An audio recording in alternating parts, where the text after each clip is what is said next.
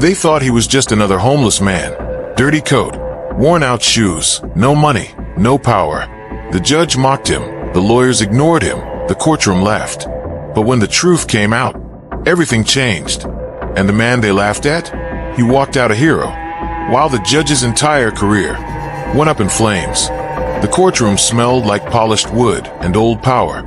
People whispered as the door creaked open and a man stepped in, shoes falling apart, coat too big, hair tucked under a faded cap. Malik Daniels. No one looked at him twice, except to sneer. He walked slowly, eyes scanning the room, quiet but unshaken. He didn't look like much. Just another homeless man in the system. That's what Judge Ronald Acker thought too. Sitting high on his bench, Acker squinted, then chuckled, loud enough for everyone to hear. "Did someone lose their janitor?" he said. Laughter spread through the room. Malik said nothing. He stood at the defense table like he'd been there before, like he knew what would happen. "Mr. Daniels," Acker continued, flipping the file with a smirk. "Trespassing, loitering, obstruction. What's next?" "Jaywalking on the moon." Another round of laughter. Malik raised his hand slightly. "Permission to speak, Your Honor?" "You got 30 seconds before I throw you back in holding." Acker snapped. "Make it count." Malik nodded. "I'd like to request this case be dismissed on grounds of wrongful arrest and judicial bias." That got the room quiet. Acker leaned forward, clearly amused. "Judicial bias? For me," he laughed. "Oh, now this is getting good." Then a voice broke in from the back. "Actually, Your Honor," said a young woman, walking briskly toward the front. "He's not wrong." She wore a gray pantsuit, glasses sliding down her nose, a folder clutched tight to her chest. "Angela Knox," she said, "legal aid assistant assigned to Mr. Daniels by state council rotation." The judge rolled his eyes. "Wonderful. Public defenders are multiplying now." Angela didn't blink. "Sir, Mr. Daniels submitted a formal complaint to the State Judicial Commission 3 weeks ago. It was received, stamped, and assigned for review.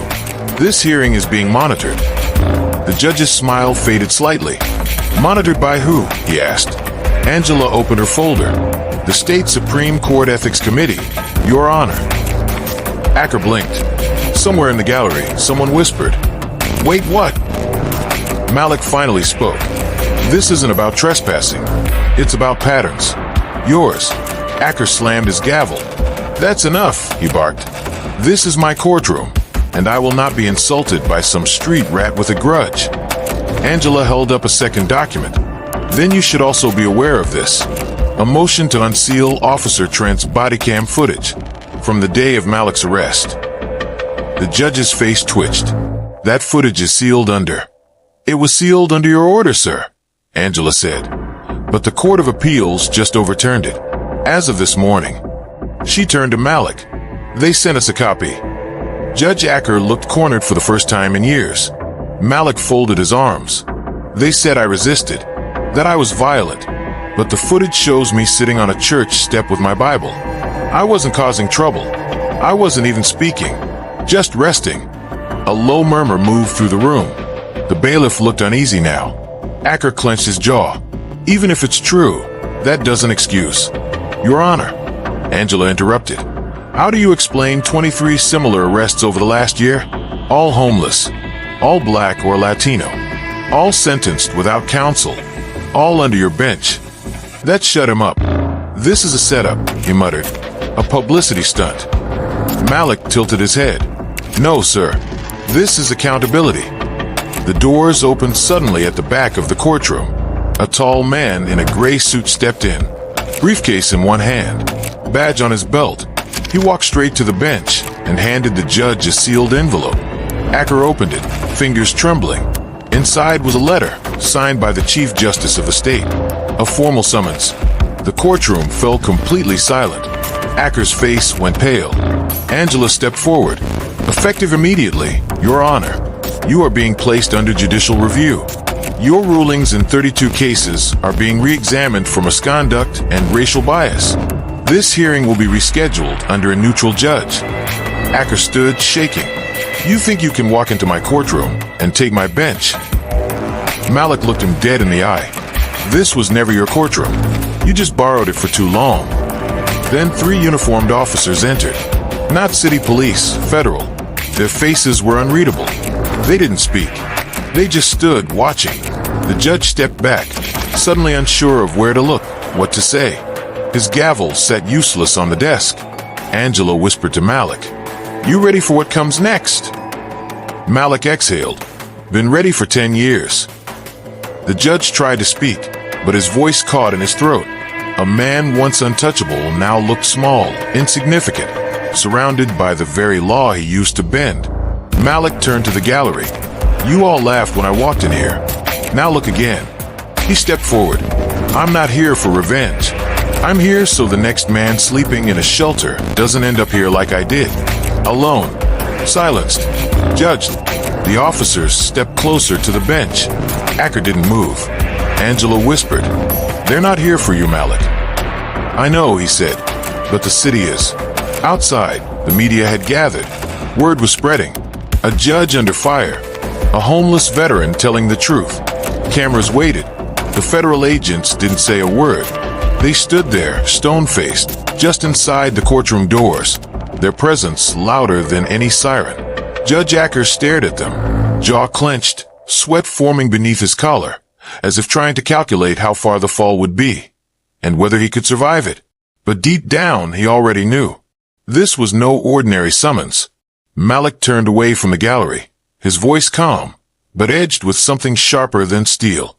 "They came here for the truth, and the truth doesn't need permission anymore." Outside the courthouse, a crowd was growing. Reporters, activists, citizens with signs. Phones were recording. The building that had once silenced so many voices was now surrounded by them. Angela leaned over and whispered, "Malik, we need to leave now." But Malik didn't move.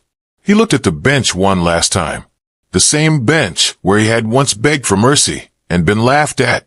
Now, the silence up there was deafening.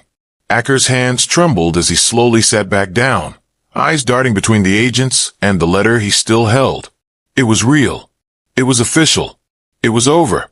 Later that day, inside a quiet government building downtown, the federal agents met behind closed doors. Not with Judge Acker. Not yet. But with someone else. Someone connected to Malik's past.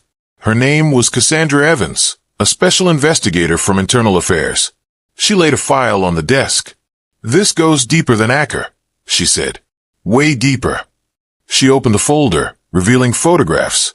Malik, Acker, a police sergeant, a private developer, a judge from another district, dozens of homeless arrests. Same pattern, same people, same goal, clearing neighborhoods for profit. Angela, now seated across the table, went pale. "You're saying this wasn't just about discrimination?" "No," Cassandra said. "It was business. Dirty business. And Malik, he might be the only person who can connect all the pieces." Flashback to 6 years earlier. Malik walked out of a government building, wearing a military uniform. At the time, he was working for an intelligence division. Quiet, clean, deep undercover. He didn't know it then, but he had stepped into the middle of something dark. He'd been tasked with investigating a defense contractor accused of illegal surveillance and property seizures tied to city development zones. What he found included names he wasn't supposed to see, including Ronald Acker. But before Malik could report it, his clearance was revoked, his file erased, and in a matter of months, he was off the grid. Now back to the present. Malik stood outside the courthouse, looking up at the glowing windows. He was free, but he wasn't safe. Not yet. Angela handed him a burner phone. "Cassandra says they'll try to bury it all fast. They'll spin the narrative. Discredit you." Malik didn't flinch. "They can try." Just then, a car pulled up across the street. A black SUV. Tinted windows. It didn't move. Didn't drive away. Didn't blink. Angela turned to look. "That's the third one today. They're watching you."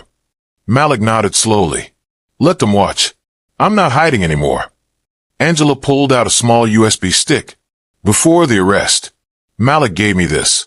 Said to only open it if things went bad." She plugged it into her laptop inside the legal office. A video file opened. Malik's face appeared on screen. Recorded weeks ago. "If you're seeing this," he said, "it means Acker took the bait. But there's more. Much more. I've spent the last 3 years collecting evidence, records, payouts, names. And one of them is still in the system. A judge. A friend of Acker's. And he's about to rule on a case that could erase everything." Angela's eyes widened. She paused the video. "If this is true, we don't just have a case. We have a conspiracy." A dimly lit office. A man sits behind a desk, phone pressed to his ear. He was supposed to disappear. "You said he was broken." The voice on the other end responds, cold and clipped. "Well, now he's talking. Fix it." The man hangs up. His name? Judge Wallace Monroe. One of Acker's closest allies. He opens a drawer, pulls out a pistol, and places it beside a file with Malik's name on it. The burner phone vibrates in Malik's hand. Unknown number. He answers. A voice female. "Urgent. Malik. I don't have much time. They know. They're coming for you." "Who is this?" he asks. "Someone who used to work for them. Someone who saw what they did to your brother." Malik freezes. "What did you say?" "Your brother did an overdose. They made it look that way. And now they'll come for you too." The line goes dead. Angela stares at him. "Malik, you never told me you had a brother." He lowers the phone slowly. "Because I thought he was gone. But now, I'm not so sure." That night, someone breaks into Judge Acker's chambers. Drawers thrown open. Documents taken. Footage deleted. But one thing is left behind. A photo. Malik in uniform, standing next to a young man. Same eyes. Same smile. On the back, a message is scrawled. "The truth didn't die with him. It just waited." The photo of Malik and his brother Deshaun sat heavy in his hand. It wasn't just a memory, it was a message. The truth didn't die with him. It just waited. That voice on the phone had confirmed what Malik had suspected for years. Deshaun didn't overdose. He was silenced. Silenced because he found something. Something dark buried inside the courthouse walls. Malik stood outside the courthouse, watching the city move around him. Cameras still pointed. Reporters still asked questions. But inside, something bigger was brewing. The federal agents had uncovered files, deeds, financial records, court dockets. Proof of a conspiracy stretching beyond Judge Acker. The scheme was massive. Multiple judges, one developer, and a long list of stolen homes. And Deshaun. He had found it first. Angela placed her hand on Malik's shoulder. "If we go after Monroe, this isn't just about exposure. It's about breaking the entire chain." Malik's eyes didn't blink. "Then let's break it." Days later, the courtroom filled again. But this time the man sitting in the defendant's seat wasn't homeless. He wore a gray suit, hands trembling under the table. Judge Wallace Monroe. The same man whose signature had appeared on Deshaun's final report.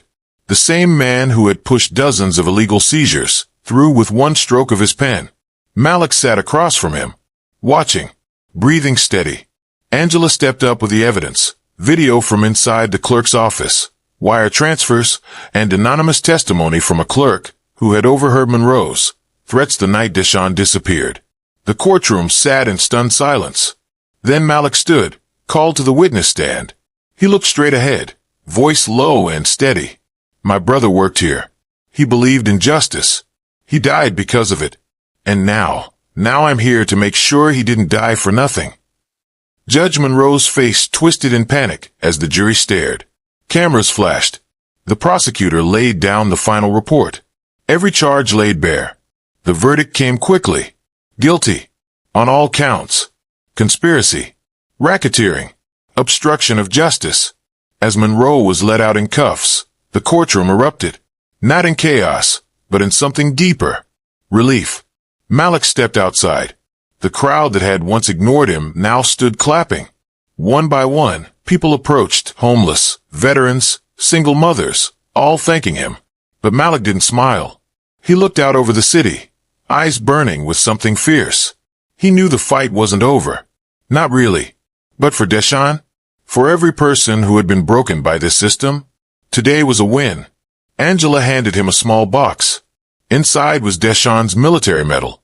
He applied before he died, she whispered. He never got to wear it. Malik took the medal, holding it against his chest. He's wearing it now. Days later, Judge Acker resigned quietly. No cameras, no press release. Just shame. Internal Affairs launched a full audit of every case he'd touched. Several other judges were suspended. A new oversight board was formed. And Malik, he stood once again outside the courthouse steps, not as a victim, but as a voice, a symbol, a witness. They tried to bury the truth, he said. But the truth doesn't die. It waits. And when it rises, it doesn't ask for permission. He turned to the camera. This wasn't just about me, or my brother. It was about all the people whose voices were taken, whose dignity was dismissed. This system only changes when we demand it to. The reporters leaned in, but Malik stepped back. He didn't need their microphones. He had already been heard. As he walked away from the courthouse, the sun broke through the clouds.